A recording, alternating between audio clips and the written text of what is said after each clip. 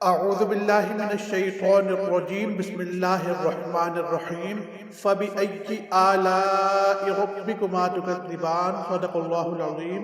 और तुम अपने रब की कौन कौन सी नेमतों को झुटलाओगे।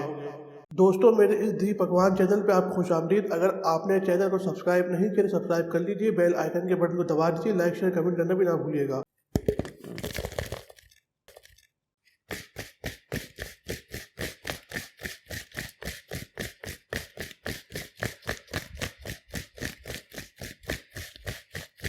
Today I am going to discuss with you the special recipe of garlic butter potato. It is the very easy and the special recipe for you.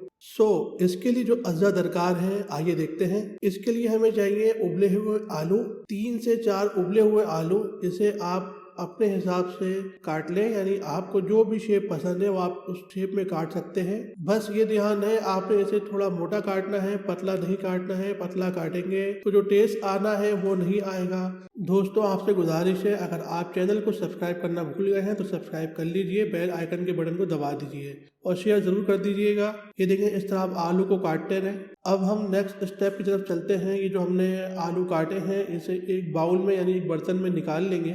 एक आलू कम लगा था तो मैंने इसमें और शामिल कर दिया है। बस आपने क्या करना है, इन्हें एक बाउल में निकाल लेना है। इसके बाद हम इसमें 1 चाय का चमचा जो कि 8 ग्राम होता है, यानी 1 टीस्पून गार्लिक पाउडर, सूखा पिसा हुआ लहसुन शामिल कर रहे हैं। आप कोई भी ब्रांड का यूज कर सकते हैं। इसके बाद हम इसमें पिघला हुआ मक्खन यानी मेल्टेड बटर यूज कर रहे हैं। ये हमने 1/4 कप लिया है, यानी ये बनता है 50 ग्राम। आप 3 टेबल स्पून भी ले सकते हैं। 1 टेबल स्पून के अंदर 15 ग्राम होते हैं तो ये तकरीबन 45 ग्राम बन जाता है।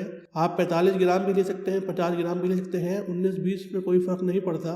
बस इसको डालने के बाद हम इसे अच्छी तरह से मिक्स कर लेंगे। मिक्स करने के बाद हम इसमें 1 टीस्पून, मैंने आपको पहले बताया है 1 टीस्पून 8 ग्राम होता है, 1 चाय का चमचा होता है, ऑरिगेनो शामिल कर रहे हैं। बस ऑरिगेनो शामिल करने के बाद हम इसे अच्छी तरह से फिर मिक्स कर लेंगे। बहुत अच्छी तरह मिक्सिंग करनी है। ये आप देख रहे हैं मैं बार बार मिक्सिंग कर रहा हूँ। इसका मतलब ये है कि जो चीजें हैं, अज्जा हैं, इंग्रेडिएंट्स हैं, बहुत अच्छी तरह मिक्स हो जाए। इसके बाद हम इसमें ऑल पर्पस फ्लोर यानी मैदा डाल रहे हैं। ये हमने डाला है 2 खाने के चमचे यानी 2 टेबल स्पून, जो कि 30 ग्राम बनता है। ये डालने के बाद हम इसे दोबारा अच्छी तरह मिक्स करेंगे और ये इस बात का ख्याल रखेंगे कि जो मैदा है वो इस पे अच्छी तरह से कोट हो जाए।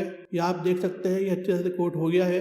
क्या ही जबरदस्त लुक दे रहा है। बस अब हम इसे ओवन में रखेंगे, माइक्रोवेव में नहीं रखना है, ओवन में रखना है। इसे रोस्ट करना है। इसको ओवन में रखने के बाद 200 डिग्री सेंटीग्रेड से लेके 250 डिग्री सेंटीग्रेड पर पकाना है। उस वक्त तक पकाना है जब तक इस पे ब्राउनिश कलर ना आ जाए, यानी गोल्डन ब्राउन ये ना हो जाए। जब ये गोल्डन ब्राउन हो जाए तो हम इसे निकाल लेंगे। ये तकरीबन 30 से 40 मिनट लेगा पकने में। 30 मिनट के बाद देखेंगे तो इस पर थोड़ा कलर चेंज हो चुका होगा, हो भी सकता है पूरे गोल्डन ब्राउन हो गए हों। जब हो जाए तो आप इसे निकाल लें, फिर आप इसे यूज करें। बहुत ही मजे के बनते हैं। छोड़ देना है, 30 मिनट के बाद देखना है। 30 मिनट के बाद देखेंगे तो इस पर थोड़ा कलर चेंज हो चुका होगा, हो भी सकता है पूरे गोल्डन ब्राउन हो गए हों। जब हो जाए तो आप इसे निकाल लें, फिर आप इसे यूज करें। मिलते हैं अगली वीडियो में। अल्लाह हाफिज।